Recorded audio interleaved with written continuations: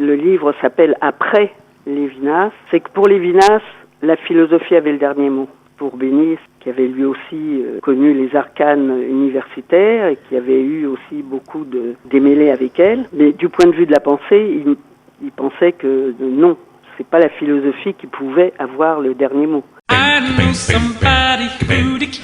Sortez, respirez, c'est le Quality Time.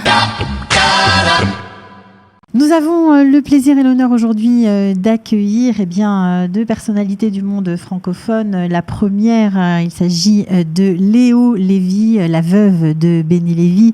Vous le connaissez sûrement. Il a été chef de la gauche prolétarienne, du mouvement maoïste. Il a surtout été le secrétaire de Jean-Paul Sartre, un philosophe émérite. Et puis, il n'a cessé, de titiller la curiosité de tous, puisqu'il a fait tchouva. Il est revenu à ce qu'il appelait être juif, voilà, un être juif. Et donc, on a beaucoup de plaisir d'interviewer aujourd'hui sa femme, Léo. Léo n'est pas toute seule, elle est accompagnée d'un des talmides, d'un des élèves de Béni Lévy. On est aussi ravis de l'accueillir. Il s'agit d'Eli Schoenfeld. Il est aussi professeur de philosophie en Israël. Bonjour et bienvenue à tous les deux. Bonjour. Vous êtes avec nous aujourd'hui parce que vous avez décidé avec d'autres de transcrire un séminaire et d'en faire un livre. Le livre s'appelle « La pensée du retour après Rosenzweig et Lévinas ». C'est le titre de ce livre, un livre que vous avez voulu concis pour permettre à tous d'avoir accès à la pensée de Béni Lévy. Oui, c'est exact. Enfin, le livre lui-même reprend chaque séance qui ont été un peu réécrites, puisque à l'oral, il y a des répétitions, des retours en arrière, etc., qui ne sont pas nécessaires à la lecture, puisque le lecteur peut se reporter aux pages précédentes s'il en éprouve le besoin.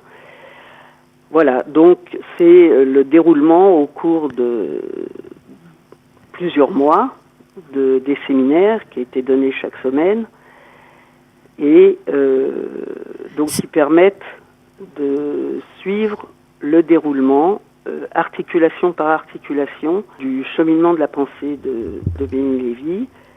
Ce séminaire, effectivement, il a été la matière d'un livre qu'il a écrit ensuite beaucoup plus condensé. Il avait une écriture concise et très, très ramassée, et qu'aucuns disent difficile. Et donc, ce séminaire... C'est le dernier séminaire de... C'est le dernier séminaire, 2002-2003. Voilà. C'était important, donc un séminaire qu'il donnait à l'Institut d'études lévinassiennes à Jérusalem. Oui. Exactement. Alors, Eli Schoenfeld, quand on parle de retour, ce titre, la pensée du retour, il s'agit de quoi ? Du retour à soi en tant que juif, du retour à la pensée juive ou du retour en Israël ? Les deux ? C'est ainsi que Béni Lévy nommait sa pensée.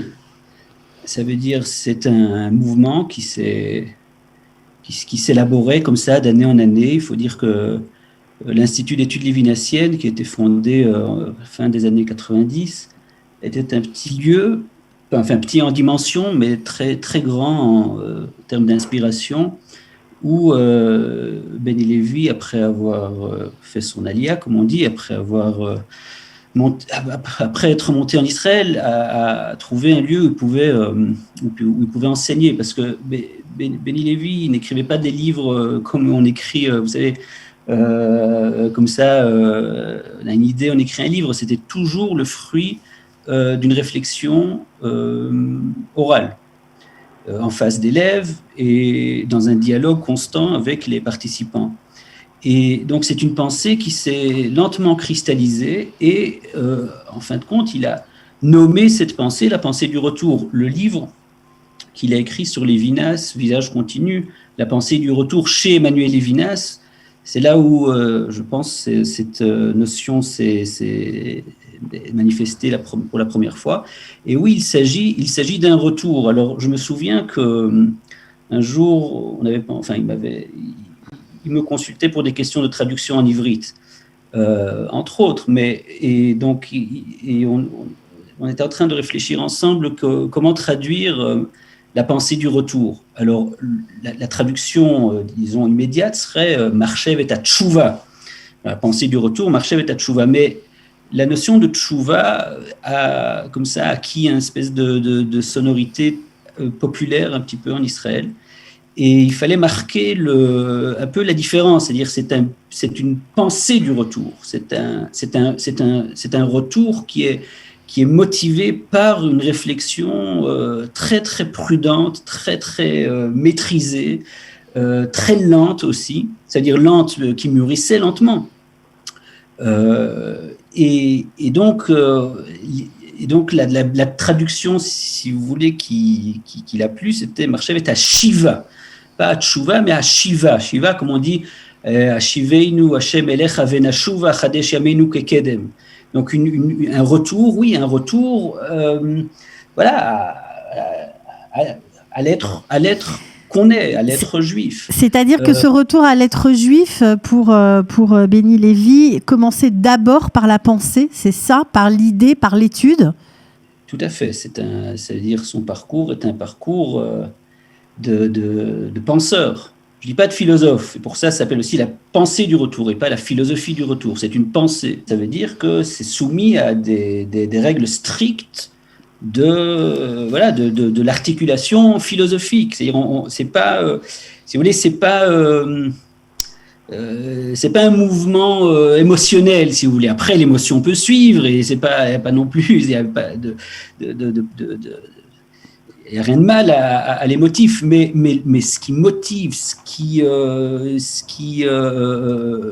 inspire en profondeur ce mouvement, c'est la pensée. C'est pour ça qu'il travaillait les textes en profondeur. Platon, Sartre, évidemment Lévinas, Spinoza, Schelling, enfin, les plus grands penseurs de la tradition philosophique. Il les retravaillait avec une maîtrise absolue, avec un talent de lecteur hors du commun. Et dans un dialogue constant avec cette tradition, il traçait patiemment son chemin à lui. Mais c'est un parcours dans la pensée philosophique. Alors, Léo Lévy, il s'est passionné pour Lévinas, dont je crois il a lu tous les textes, tout ce qu'a écrit Lévinas pendant un certain nombre d'années. C'est ça qui a fait, qui a démarré chez lui cette envie de revenir à un être juif. Oui, c'est la lecture de Lévinas. Il avait lu Lévinas avant 68, il le mentionne, mais à cette époque-là, ça ne lui avait fait ni chaud ni froid. Et il l'a repris quand les impasses de la vision politique du monde lui sont apparues de manière éclatante. L'échec de la Révolution, on peut dire ? L'échec de la Révolution, oui, dans la mesure où la Révolution, toujours selon Béni Lévy, c'était la forme la plus haute de la politique. Donc, échec de la pensée échec de l'action révolutionnaire et de la pensée révolutionnaire. Et c'est à partir de là, et à partir de son dialogue avec Sartre, qu'il a commencé à se tourner vers les textes juifs. Il disait que le mérite de Lévinas, ça avait été le retour du pharisien dans les lettres, dans la littérature. Et parallèlement à son travail avec Sartre, puisqu'avec Sartre, le projet c'était de redonner souffle à une pensée progressiste, entre guillemets, pour aller vite. Et là, très vite, à partir de tous les textes, ils ont lu tous les textes sur la Révolution française, après ça les hérésies, la Révolution, les penseurs anglais, la Révolution, enfin bon, bref. Et il s'est aperçu que tout cela, à côté de ce qu'apportait Lévinas, ça n'apportait pas vraiment d'ouverture. C'est Lévinas qui a été vraiment le déclencheur. La lecture de Lévinas qui a été le déclencheur. Vous avez été toujours à ses côtés, vous aussi, vous avez suivi le même chemin. Alors, je ne sais pas si on peut dire tchouva, je ne sais pas quel terme on peut employer. Le même parcours, oui. Le même parcours, voilà. Et vous l'avez vu continuer d'enseigner et il mettait un point d'honneur à transmettre justement son chemin à lui. Son chemin à lui, non, justement. Ça, il disait que son chemin n'était pas exemplaire. Il dit que les torsions qu'il a connues, personne n'était obligé d'avoir les mêmes détours. Et il avait une formule pour ça. Il disait, oui, tout le monde dit toujours de Mao à Moïse, comme si c'était extraordinaire. Il dit, mais c'est ce qui est scandaleux, c'est d'aller de Moïse à Mao. Et ça, c'est pas obligé. Ça n'est pas obligé pour personne. Il disait, il y a des gens qui... des Yesharim qui n'ont pas quitté le monde de la Torah. Il dit, il n'y a aucune raison. Mon parcours n'est pas exemplaire. Par contre, ce qui pouvait être un enseignement pour d'autres, c'est la manière qu'il a eue de réfléchir et de tirer les leçons des échecs, des impasses. Et cela, oui, chacun pouvait pour soi tirer un bénéfice. Ouais, un bénéfice. Mais c'était pas, il se donnait, c'était ni un gourou, ni un rave, surtout pas. Quand on l'appelait professeur, ça le faisait rire doucement. Toujours, il avait une formule, rien dans les mains, rien dans les poches. C'était une formule de Sartre à la fin des mots. Il disait que chacun pouvait, à condition de conduire droitement sa raison, pouvait, pour soi-même, tirer les leçons de son expérience. Mais, encore une fois, les détours que lui avait empruntés, ça n'était pas un détour obligé. Même si on lui disait, mais grâce à ce que vous avez traversé, vous avez pu, etc., etc. Il disait, oui, c'est ça qui m'est arrivé, mais ça n'est certainement pas un parcours obligé ou nécessaire pour d'autres. Alors, juste pour continuer avec Élie qui nous a rejoint, donc Élie Schoenfeld, voilà, il est de nouveau avec nous. Donc, cette pensée du retour... de retour. Voilà, exactement, mais c'est parfait, tout à fait. Donc, cette pensée du retour, elle naît dans l'exil, voilà, elle commence dans la philosophie, mais forcément, elle a l'air complètement antinomique avec l'esprit de la Torah, on va dire ça comme ça, ou avec la Torah, tout simplement. Beni Lévi aimait à dire qu'il y a une guerre métaphysique entre la philosophie et la chokhma d'Israël. C'est une fête qu'on célèbre, la prochaine. Hanouka, c'est une guerre entre Yavan et Israël. Donc il y a un vrai débat, mais c'est un débat dans la pensée. Ça veut dire, il y a les Chachamim, ils ont pensé que c'est un adversaire de taille. Donc, antinomie, oui, mais en même temps, c'est une occasion pour,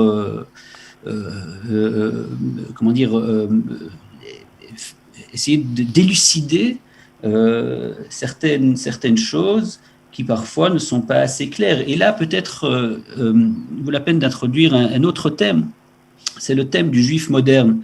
Il y a, si vous voulez, un type de juif, il appelait le juif du siècle, on peut l'appeler le juif moderne, qui, pour les circonstances historiques qu'on connaît, depuis, disons, le XVIIe ou le XVIIIe siècle, et la chose ne fait que se manifester de plus en plus fortement au XIXe et au XXe siècle, le juif se lie avec l'Occident, se lie profondément, tant politiquement que, si vous voulez, culturellement ou intellectuellement. Donc le juif moderne, c'est un juif qui s'est perdu dans la modernité, qui s'est renié. Ça peut prendre les formes d'un reni, ça peut prendre toutes sortes de formes. Ce sont des singularités, chacun son histoire, si vous voulez. Le juif moderne, c'est ce juif qui s'est lié... qui a lié un pacte avec la modernité, et il paye un prix. C'est pas innocent de rejoindre justement l'Occident pour les raisons que vous avez dites, c'est-à-dire parce qu'il y a une guerre métaphysique entre la philosophie, qui est quand même le cœur battant de l'Occident, ce que l'Occident a fait de plus profond et de plus important, et l'âme juive et l'être juif. Alors, il y avait un dialogue avec Alain Finkielkraut et avec Bernard-Henri Lévy. Parce que, comme je vous le disais, c'était jamais dans l'abstrait que la pensée se faisait. Il y avait toujours des interlocuteurs. Alors, il y avait des interlocuteurs privilégiés, Jean-Claude Milner Alain Finkielkraut et Bernard-Henri Lévy, par exemple, c'était dans ces débats-là que la pensée se faisait, se formulait. Il y avait des grands débats à Jérusalem où ils discutaient, où ils dialoguaient autour des textes. Ils étaient... Des textes juifs? Non, c'était les textes de Lévinas qu'ils discutaient, justement, puisque Lévinas, et c'est là une des particularités de Lévinas, son écriture, sa pensée s'adresse, si vous voulez, à un public large, c'est-à-dire pas un public large, mais à un public divers, disons. Il y a des lecteurs, il y a des lectures différentes de Lévinas. Ce qui amenait ces trois ensemble, c'était le texte de Lévinas. Sur le texte de Lévinas, ils pouvaient s'entendre. Donc, s'il y avait un texte sur lequel on pouvait s'entendre, eh bien, ça veut dire qu'il y avait un dialogue possible. Alors, si vous voulez, c'est vrai qu'un juif, en général, quand il dialogue, le texte sur lequel il s'entend, c'est le texte de la Torah. C'est-à-dire, quand on dialogue en juif, on débat sur un verset. Ça s'appelle le Talmud, si vous voulez. Le Talmud, c'est un débat de Chachamim sur le sens des versets. Le juif moderne, il a oublié cette référence. Et donc, je parle du juif moderne. Benny Lévy, ce qu'il faisait avec Alain Finkielkraut et Bernard-Henri Lévy, c'était un peu prendre le texte de Lévinas comme texte de référence pour que, ensuite, on puisse renouer avec le vrai texte de référence, puisque pour Lévinas, le vrai texte de référence, c'était le Talmud, c'était la Torah en tant qu'elle était lue par les Chachamim. Donc le juif moderne, c'est celui qui a oublié la référence talmudique. Et Léo rappelait le fameux texte de Lévinas, le pharisien est absent, que Benny Lévy adorait, que Lévinas a ramené la figure du pharisien, du prouchi, du Chacham, du sage du Talmud, sur la scène intellectuelle. Donc c'était par l'intermédiaire de Lévinas qu'il pouvait renouer avec la sagesse juive, avec la chokhma des Chachamim. Mais c'était Lévinas, si vous voulez, le dénominateur commun. Et donc il dialoguait avec Alain Finkielkraut et avec Bernard-Henri Lévy. Mais il faut dire plus que ça. Il faut dire que Benny Lévy dialoguait avec Lévinas.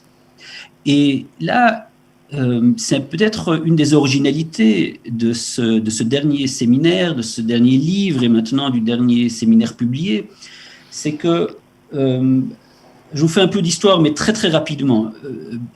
Benny Lévy a fait un séminaire sur Lévinas lorsqu'il est arrivé en Israël, et ce séminaire a abouti à un livre qui s'appelle Visage continu.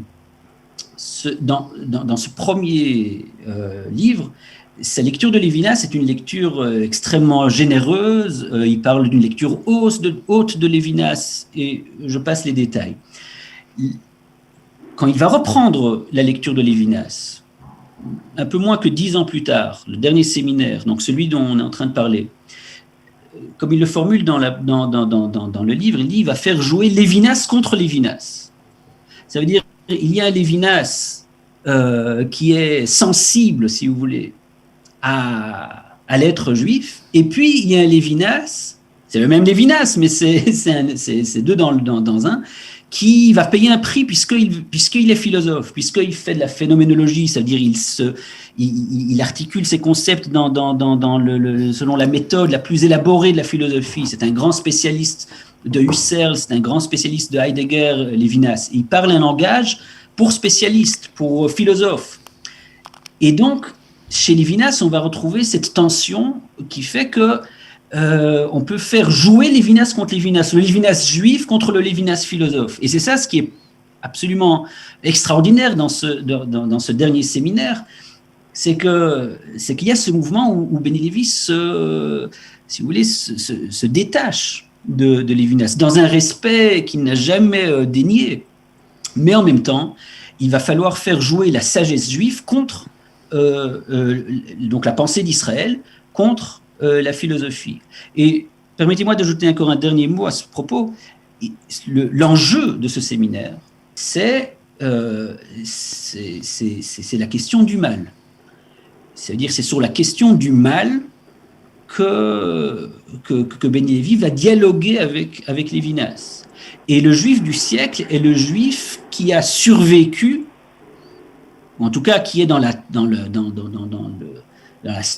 qui s'inscrit dans la suite de l'événement, ce qu'il appelle l'événement du siècle, c'est-à-dire le Khurban, ce qu'on appelle la Shoah, Auschwitz, le Khurban. C'est-à-dire c'est sur cette question du mal absolu, comme certains l'appellent, lui, il a toujours refusé. C'est un des enjeux de ce livre. Pourquoi est-ce que le juif ne peut pas parler de mal absolu? Pourquoi l'absolu ne se décline pas selon cette modalité? C'est-à-dire qu'on connaît l'absolu du bien, on ne connaît pas l'absolu du mal. Bon, je vous donne des thèmes comme ça très rapidement, mais c'est sur cette question extrêmement brûlante pour le juif du siècle, pour nous qui sommes un corps. Moi, je suis la 3e génération. C'est un corps. J'ai des souvenirs de ma grand-mère qui me racontait. On a tous des souvenirs de ces histoires personnelles. Certains l'ont vécu mamache sur leur corps, et d'autres par l'intermédiaire des parents et des grands-parents. Donc, on est un corps à l'ombre de cet événement. Et là, c'est pour ça que ce livre et que ce séminaire est tellement d'actualité, puisque c'est l'âme juive qui est en question, puisque Auschwitz a laissé des cicatrices qui n'ont pas encore guéri. Et en traitant de cette question du mal radical, du mal absolu, et en étudiant la référence juive et ce que les Chachamim ont à dire sur le mal, parce que c'est pas nouveau, le phénomène du mal n'a pas commencé avec la Deuxième Guerre mondiale. Donc c'est un vrai débat, c'est un vrai dialogue, c'est un vrai échange entre quelque part un maître et un disciple, parce que Lévinas Beni Lévi l'appelait le maître. Est-ce que lorsqu'on va lire ce livre, La pensée du retour après Rosenzweig et Lévinas, on aura réconcilié la philosophie et la Chokhma d'Israël? Réconcilié, non. Et c'est justement pourquoi le livre s'appelle Après Lévinas. C'est que pour Lévinas, la philosophie avait le dernier mot. Et ce dernier mot, malheureusement, il pensait que c'était représenté par la philosophie à l'université.